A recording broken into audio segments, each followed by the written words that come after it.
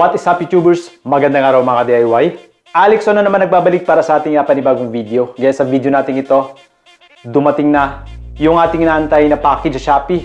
At dahil dito, mag-unbox tayo sa araw na to. At syempre, ibibigyan natin ng review, isa-sound test natin. Ayan guys, at bago tayo magpatuloy, sa mga bago pa lang guys sa ating channel, huwag niyong kalimutang mag-subscribe. Ayan guys, pakiclick nyo rin notification bell right down below para ma-notify kayo sa ating mga susunod na bagong upload na videos. At syempre, pakilike at share rin para makapagbahagi tayo ng konting kalaman sa iba. Ayan guys, ito yung 2 sa 4 na package na dumating galing sa Shopee. Ayan guys, so i-review natin, i-unbox natin, titignan natin kung sulit ba sa presyo niya. Ayan, at matapos ating sound test outside the box. Ayan, iloload natin sa ating DJ box na ginawa natin. Ayan guys, sa mga hindi nakakaalam, ang DJ box natin ay pwedeng pang instrumental at pang subwoofer. Ayan guys, so ipapaliwanag ko sa inyo mamaya kung bakit matapos natin unbox ng ating speaker or subwoofer na to. Okay guys, let's go!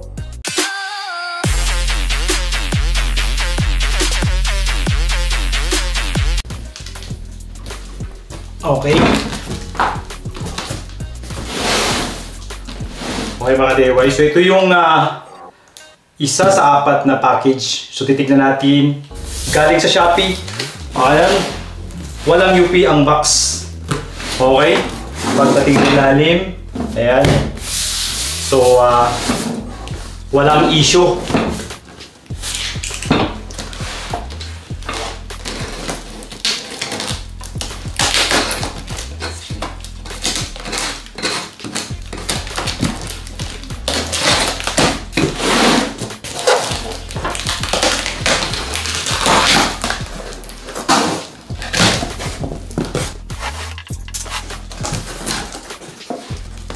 Ayan.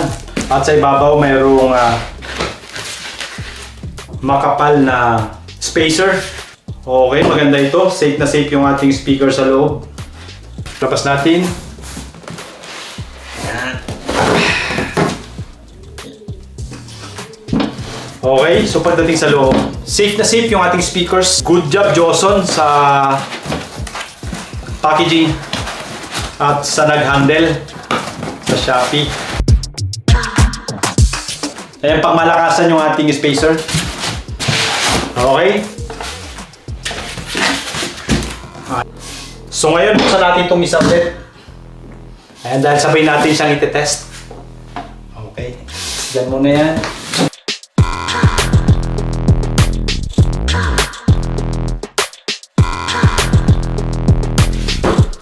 Bas na. Okay. Ayan, may kalaparan yung kanyang magnet. Ayan, ito yung palad ko. Ayan, oh. Isang dangkal. Or kulang-kulang isang dangkal sa mga malalaking kamay. At sa maliit na kamay naman, isang dangkal siya. Okay, ang model pala nito ay Joson Stage 12. Okay, so malamang 12 inches yung diameter or total diameter. Pagdating dito, 600 watts to 800 watts. German system. Ayan. At ang logo ni Joson. Ayan. So pagdating sa harapan, ayan. So mukhang matibay naman. At hardened yung kanyang cone. At pagdating sa surround, mayroong double curve na surround. Ayan. Pagdating sa frame, okay naman. May kakapalan din. At kagandahan dito pala, yung kanyang speaker terminal ay push button na. Yan. Matibay at ang kanyang connection sa loob. Okay, so pagdating sa spider, yun medyo malapad. Malapad sa loob. Yan. At woven cloth na matibay or makapal na treated. Kung di ako nagkakamali. Ayan guys, so pakicorrect ako if I'm wrong. So, sukatin natin yung lapad or diameter. Kulang-kulang 12.5 inches. Okay. Dating sa kanyang height or total height 5.5. Yan, 5.5 inches. Okay, ang mounting depth niya is nasa 5. Okay, kung nandito. Okay, sukatin natin yung magnet.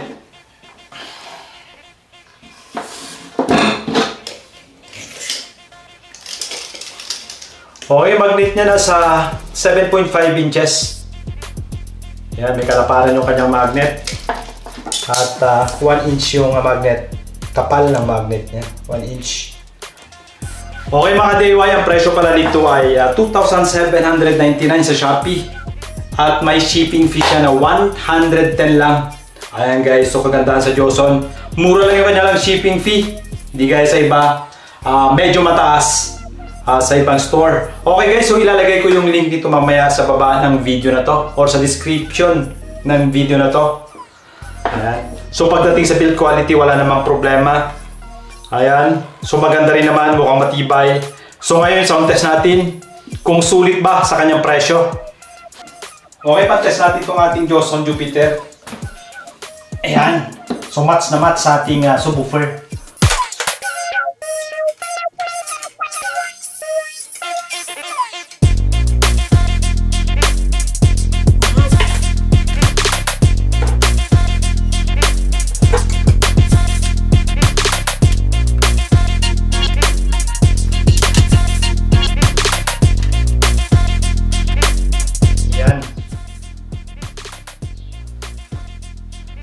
Okay, so ikot natin.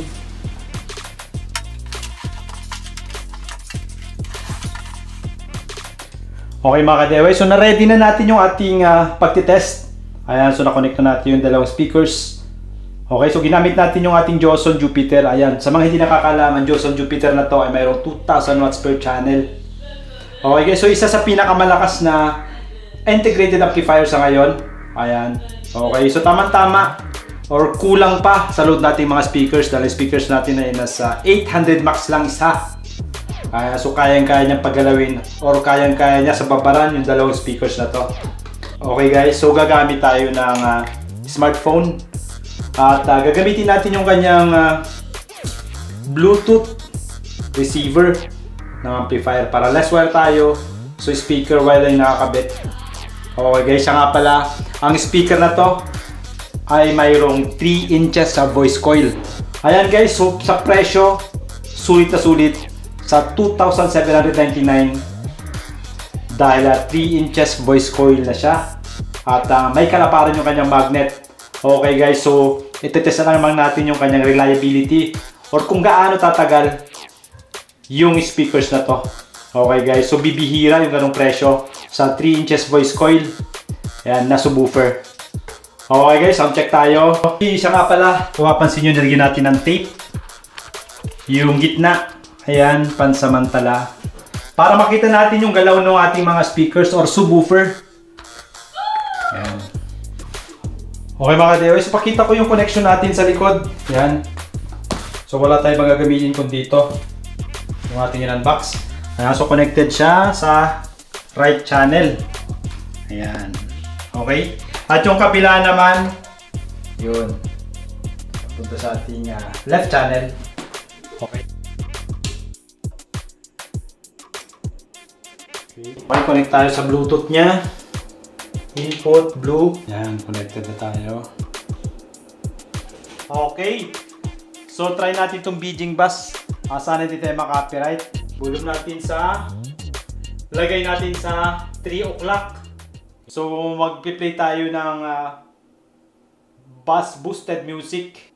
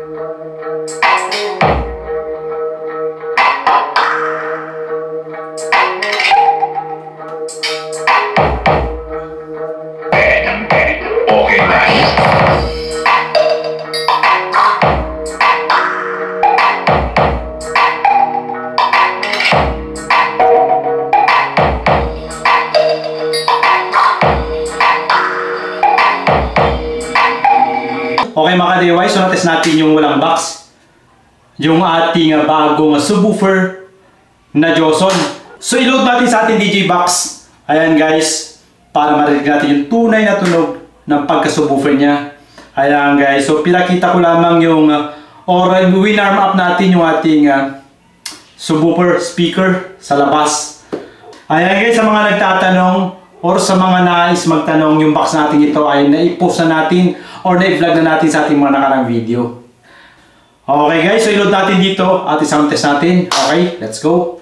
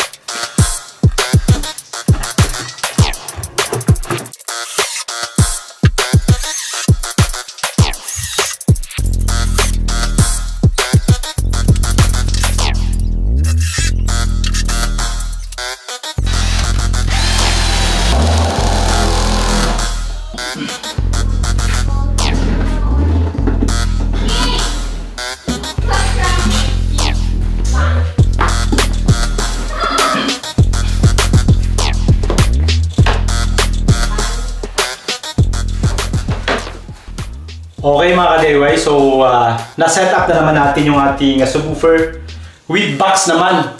Okay, same amplifier.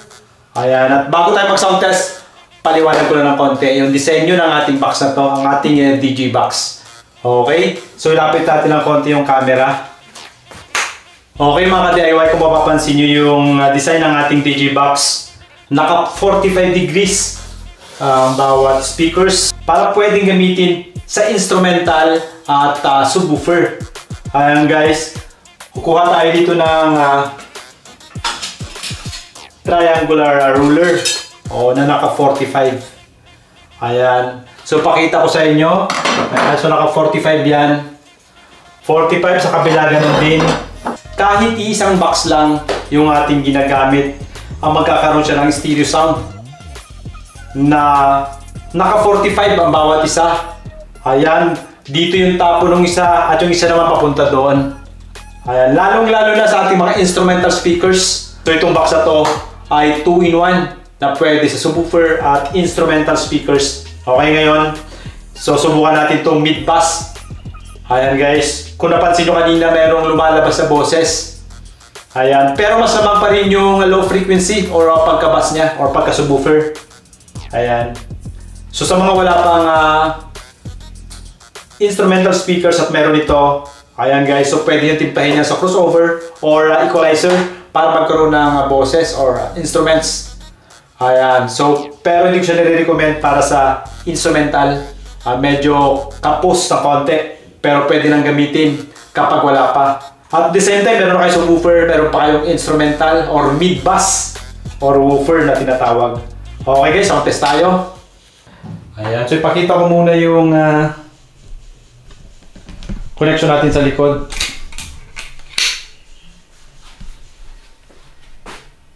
Yan. So ang ginamit lang natin yung ating subwoofer, wala na ibang connection. So yung nasa side, di natin kinonect yan dahil isang amplifier yung gagamitin natin. Yan.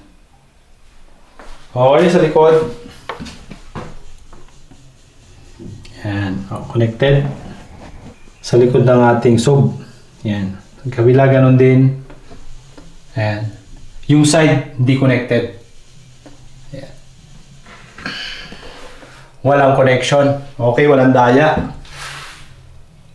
Ayan. So gamitin natin itong 32 to 57 Hz. Yan. So magkakasunod yan. Itong isa 26 to 47 Hz. Yung isa naman 20 to 36 Hz. Ayan. So tignan natin kung mababasag yung tunog. Ayan guys, at ang mga frequency na to ay napakabigat para sa mga subwoofer. Ayan. So huwag nyong gagayahin sa inyong bahay kung mahinang wattage or hindi kaya ng amplifier yung ganitong mga frequency. Ayan, so pwedeng mabasag or masira yung inyong subwoofer or amplifier. Okay, sound test tayo.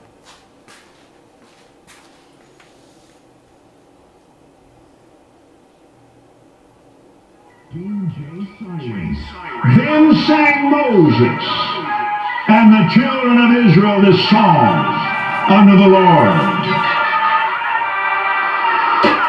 COVID-19, COVID-19, COVID-19, COVID-19, I blow the wind of God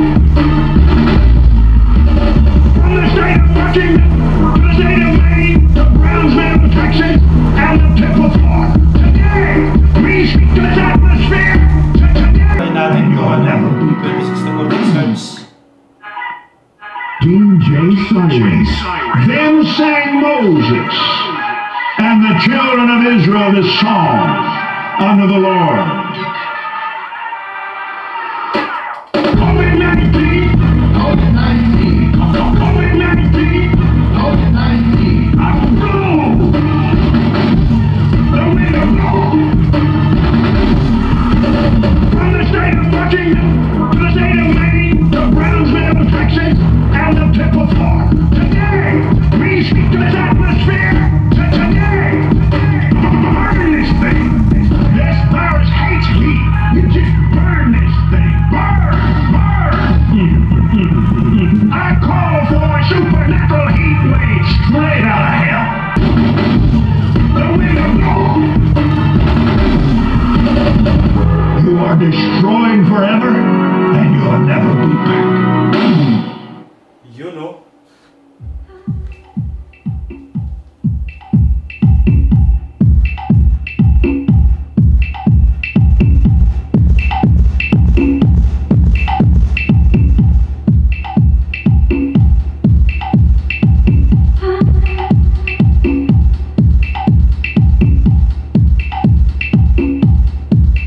Ayan. Kung mapapansin nyo, kung hindi gaano ka-low yung frequency pala, mapapansin nyo, hindi gumagalaw yung tissue dahil yan ay nasa 40 Hz. Ayan, 30 to 40 Hz na, kaya hindi masyadong persado, lalong-lalo sa mga kick bass yung ating mga speakers. Ayan, pagdating sa low frequency, persado, madaling masira kapag hindi natin na-match yung power. Okay?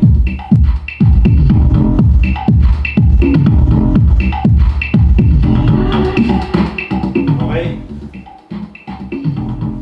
So try naman tayo ng vocal. Ayan. So kahit isa pang vocal, subukan natin sa vocal kung okay ba. Bakit biglang nandyan sa sayang mga araw na kasama kita? Okay mga DIY, at hanggang dito na lamang yung ating pagsa-sound test ngayon. Ayan, so medyo mahaba na yung ating video na to. Ayan guys, sa mga susunod nating video, isa-sound test naman natin siya sa outdoor. Ayan, kasama yung ating mga tweeter at mga mids or instrumental speakers. Ayan guys, so may ginagawa tayo ngayong single 12 na instrumental speakers. At bago tayo tuloy ang magtapos, sa mga bago pa lang guys sa ating channel, huwag niyong kalimutang mag-subscribe. And guys, pakiclick nyo yung notification bell right down below para ma-notify kayo sa ating mga susunod na bagong upload na videos. At syempre, pakilike ka share rin para makapagbahagi tayo ng konting kalaman sa iba. Ayan guys, so ano pa ba sasabihin ko? Para sa akin, maganda ang subwoofer na to. Ayan guys, para siyang 2-in-1. Mayroon kang mid at sub. Ayan, so pwede mo siyang timplahin sa ating crossover, equalizer, BB maximizer, para lumabas yung boses. Or kung gusto mo naman palabasin ang sub or low frequency, pwede rin naman. Ayan guys, wala akong nakitang distortion or nahirapan siya. Shopee online store niya ay ilalagay ko sa baba ng video na to. Ayan, at sa mga wala pang speakers, pwede kayong humabol. Ayan guys, napaka-practical ang presyo. 2,799 lang at meron siyang shipping fee na 110. Ayan guys, wala pang 3,000. Ayan, sa mga wala pang speakers, pwede kayong humabol para sa bagong taon or Pasko. Malakas ang sub na to. Hindi man lang nahirapan sa ating pagsa-sound test. Ayan, kasi mararamdaman mo dito medyo mainit yung kanyang gitna. Ayan, at mangangamoy yan kapag nahihirapan. So far wala naman ako na sense na ganun at hindi naman distorted kapag nilalakasan ko. Ayan, so ibig sabihin maganda ang design ng Joson na subwoofer na to or tinatawag nilang mid-bass speaker.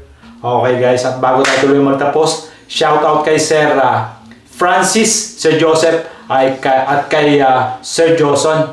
At siya nga pala, sa mga susunod nating video, so nasabi ko kanina, 4 yung item na to. Meron tayong microphone na ititest naman, pang video, okay? Wireless microphone, ayan, pang malakasan ang model na to. Okay, so tatapusin ko lang yung ating instrumental speakers para mas maganda yung pagsa-sound test natin. Okay guys, at muli, ito yung likod, Alex na nagpapalala. If you're not perfect, do it yourself.